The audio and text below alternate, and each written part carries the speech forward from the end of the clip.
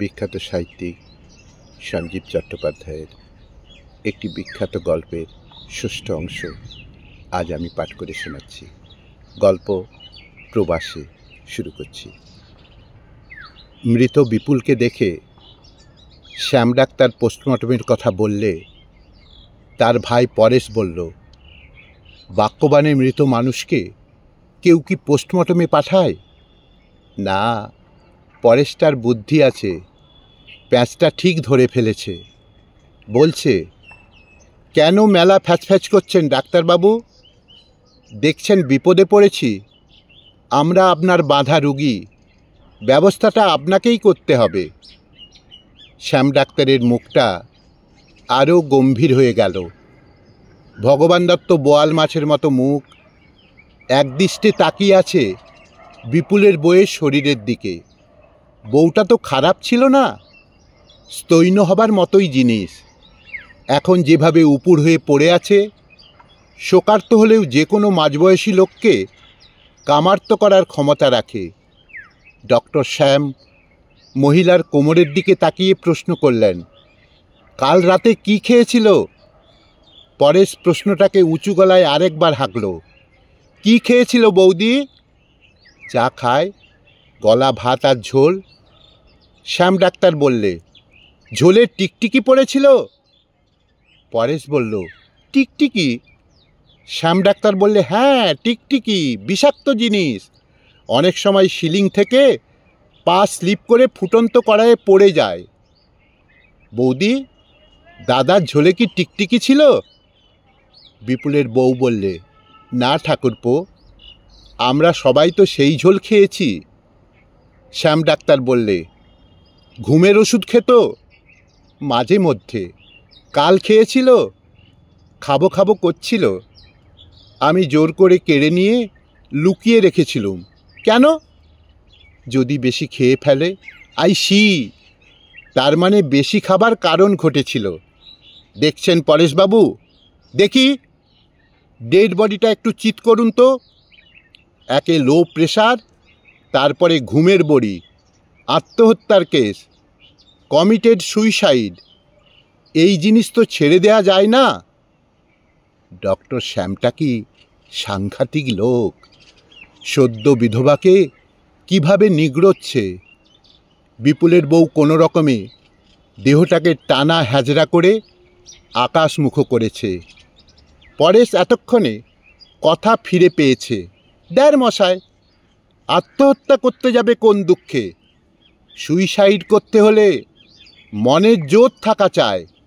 দাদার মতো মেনিমুখো লোকেরা ওসব ভাবে কিন্তু করে না।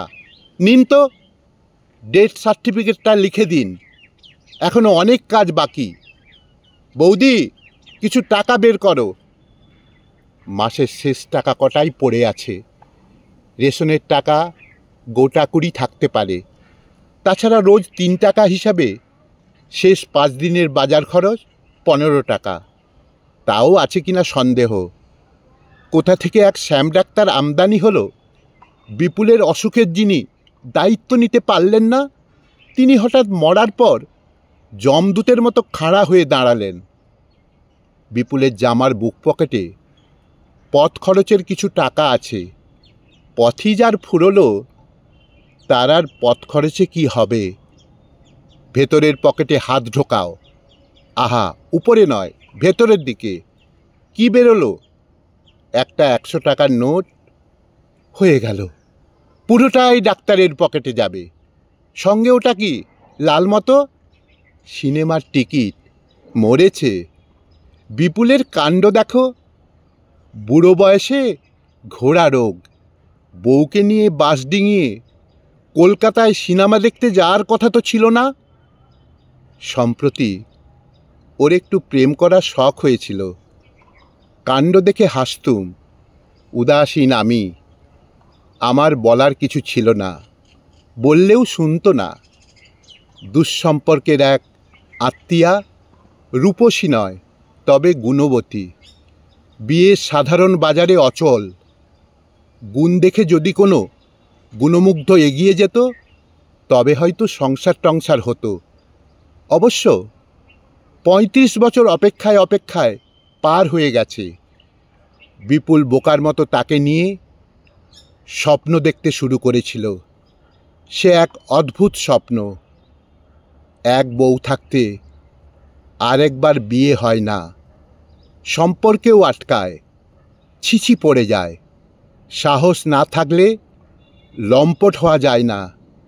তবু ভাবত একদিন সে পালাবে, অজানা জায়গায় একটা নতুন মন নিয়ে মেতে উঠবে, নতুনভাবে বাঁচবে। এ তার একতরফা ভাবনা। বিপুল বেঁচে থাকলে আজ সন্ধ্যের শোতে পাশাপাশি দুজনে বসে সিনেমা দেখত। একটু রোগা রোগা শ্যামলা শিল্পী মেয়ে। বিপুলের বউ টিকিট দুটো ঘুরিয়ে ফিরিয়ে দেখল। কান্নাটা আবার উতলে উঠছে। বোকা মেয়ে, ভেবেছে একটা টিকিট তারই জন্যে। ভাবো, তাই ভাবো। মরা মানুষের দিকে আকর্ষণের পাল্লাটা আর একটু ঝুঁকুক।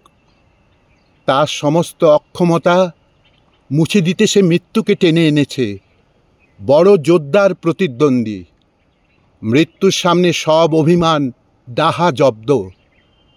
টাকাটা হাত বাড়িয়ে নিতে নিতে পরেশ ফিসফিস করে বলল, বোকা মেয়ে, নোটটা দেখালে কেন? হাফের অফা হতো, পুরোটাই চলে যাবে। আকাশের মতো উদাস, জলে ভেজা দুটো চোখ তুলে বিপুলের বউ বলল, সবই তো গেল ঠাকুরপো। বিপুল বেঁচে থাকলে এই কথাটা শুনে তার খুব আহ্লাদ হতো। এইবার একে একে লোক জমেছে।